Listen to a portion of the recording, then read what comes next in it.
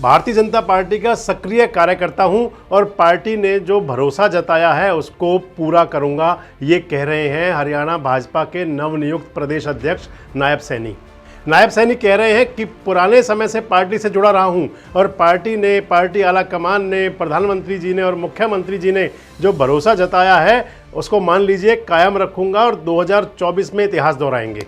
नायब सैनी कह रहे हैं कि राहुल गांधी ने झूठ की दुकान खोल रखी है, रोज एक नया झूठ बोलते हैं। दोस्तों नमस्कार, मेरा नाम संजय मग्गू है और मौजूद हूं देश रोजाना के डिजिटल मीडिया प्लेटफॉर्म पर। हरियाणा की राजनीति क्योंकि चुनाव नजदीक आ रहा है तो नित्य नए रंग ले रही है। रोज नया रंग आ रहा है हरियाणा की राजनीति के अंदर और एक नया रंग आया कल यानी कि शुक्रवार की शाम को, जब भारतीय जनता पार्टी के प्रदेश अध्यक्ष ओम प्रकाश धनखड़ को एकाएक पार्टी आला कमान ने हटा दिया। एक वो चिट्ठी सोशल मीडिया पर घूमने लगी, वायरल होने लगी, जो भारतीय जनता पार्टी के राष्ट्रीय सचिव अरुण सिंह द्वारा वायरल की जा रही थी। चिट्ठी निकाली गई थी और उस चिट्ठी पर लिखा था कि भारतीय जनता पार्टी के राष्ट्रीय अध्यक्ष जयप्रकाश नड्डा ने हरियाणा भाजपा का अध्यक्ष नियुक्त किया है नायब सैनी को और ये नियुक्ति तत्काल प्रभाव से प्रभावी होगी। और आप ध्यान करें तो कल यानी कि शुक्रवार को ही सुबह प्रदेश अध्यक्ष जो उस समय के थे ओम प्रकाश धनखड़, शायद उनको आभास हो गया था कि ये कुर्सी जाने वाली है, इसलिए उन्होंने कहा था कि ये जो कुर्सी है, जो प्रदेश अध्यक्ष की कुर्सी है, पार्टी आला कमान ने दी हुई है। जब तक पार्टी आला कमान चाहेगा मैं रहूँगा, आज तो मैं अध्यक्ष हूँ, कल का पता नहीं। लेकिन मैंने आपको कल एक वीडियो में बताया था, आप देख सकते हैं उसमें, कि जिसमें उन्होंने कहा था कि आज तो मैं अध्यक्ष हूँ, कल का पता नहीं। लेकिन वो आज भी नहीं रहे, यानी कि शुक्रवार को ही हटा दिए गए। खैर, नायब सिंह सैनी ने अपना कार्यभार संभाल लिया है। आज शनिवार को वो सबसे पहले सुबह पहुंचे मुख्यमंत्री मनोहर लाल के निवास पर। कबीर कुटीर जो चंडीगढ़ में मुख्यमंत्री का सरकारी निवास है, वहाँ उनका भव्य स्वागत हुआ।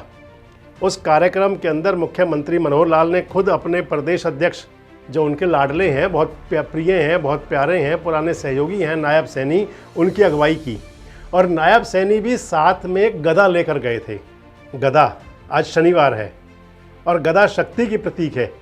गदा हनुमान जी का अस्त्र है, गदा हनुमान जी को बहुत प्यारी है और आज शनिवार है, आज हनुमान जी का वार था।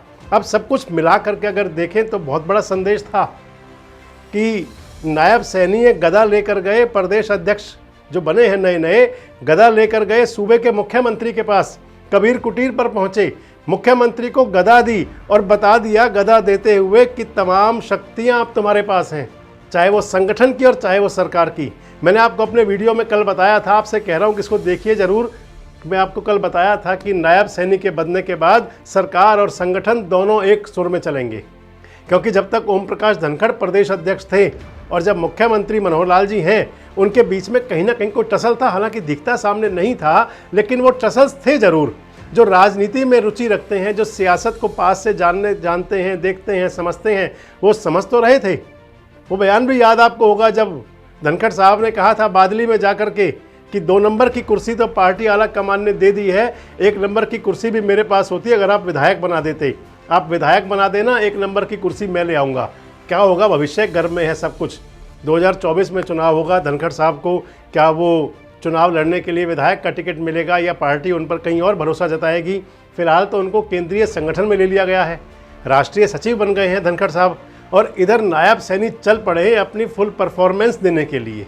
नायब सैनी ने कार्यभार अपना आज दायित्व संभालेंगे तो उससे पहले सीधे कबीर कुटीर पर पहुंचे, मुख्यमंत्री जी के निवास पर। मुख्यमंत्री जी थे, प्रदेश के मंत्री बनवारी लाल थे, प्रदेश की मंत्री हैं जो समाज बाल कल्याण मंत्री हैं वो थीं, खुद मंच चला रही थी वो, और उनके साथ साथ प्रदेश के और कई नेता थे।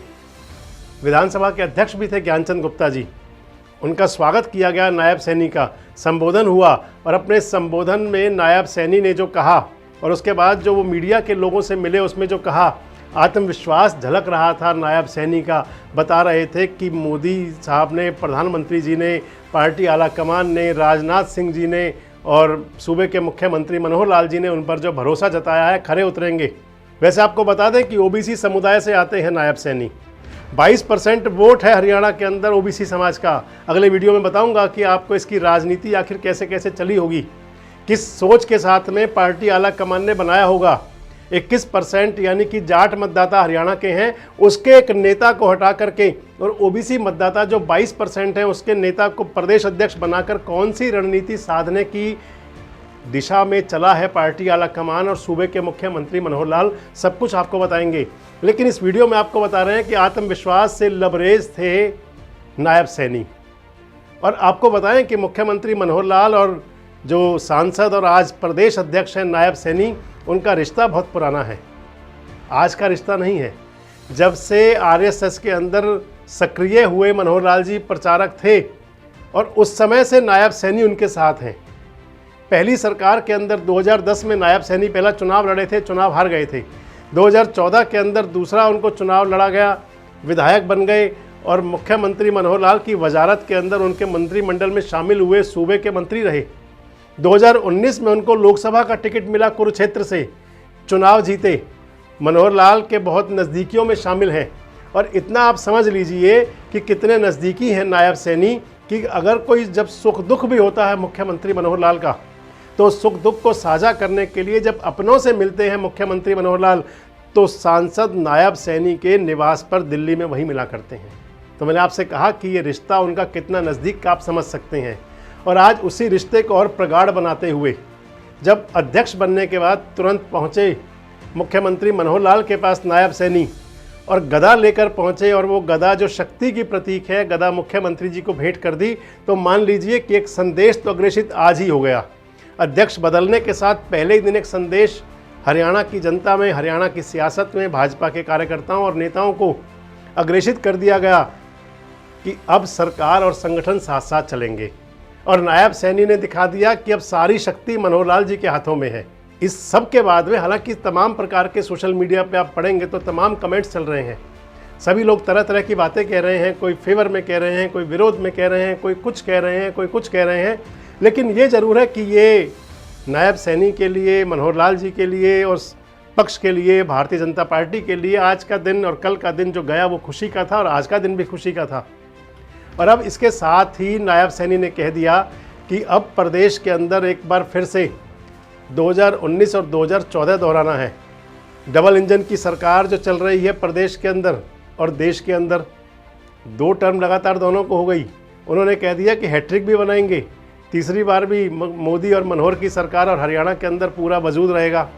अब नायब सैनी क्योंकि मान लीजिए चुनाव तक अध्यक्ष वही रहेंगे, चुनाव विधानसभा का होगा और लोकसभा का होगा, दोनों चुनावों में नायब और मनोहर की जोड़ी ही काम करेगी।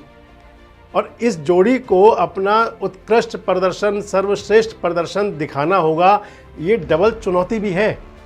डबल इंजन की सरकार के एक मान लीजिए कि संगठन और सरकार, भले ही एक तो सरकार हो गई सेंटर और स्टेट की, वो डबल इंजन की सरकार हो गई, और हरियाणा के अंदर आज बीजेपी की सरकार है और संगठन एक मुखिया मनोहर लाल और दूसरे मुखिया नायब सैनी जो पुराने साथी हैं, जब उन दोनों के पास मिल गया तो मान लीजिए ये भी डबल इंजन की हो गई, एक इंजन मनोहर लाल और एक इंजन नायब सैनी। और इस डबल इंजन वाले संगठन और सरकार की जिम्मेदारी कितनी बढ़ गई होगी आप समझ सकते हैं।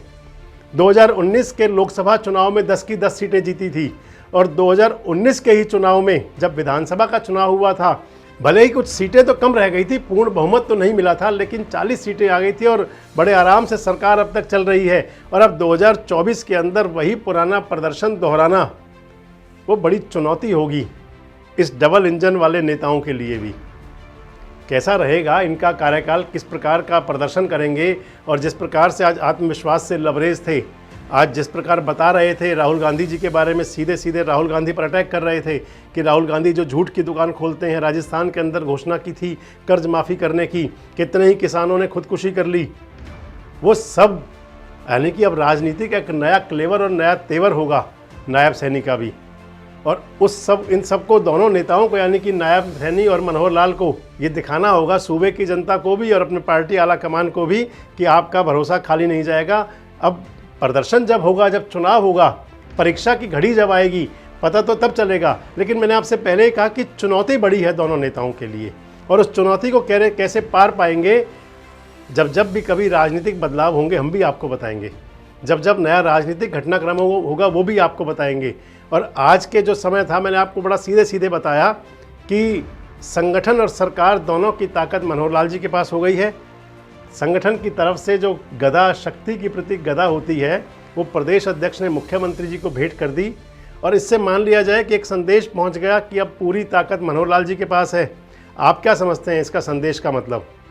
आपको क्या लगता है कि ये जो नई जोड़ी बन गई है ये कैसा करेगी? अपने कमेंट्स बॉक्स में आकर के, हमारे कमेंट्स बॉक्स में आकर आप अपनी प्रतिक्रिया दे सकते हैं और बता सकते हैं कि आगे हरियाणा की राजनीति में क्या कुछ और हो सकता है।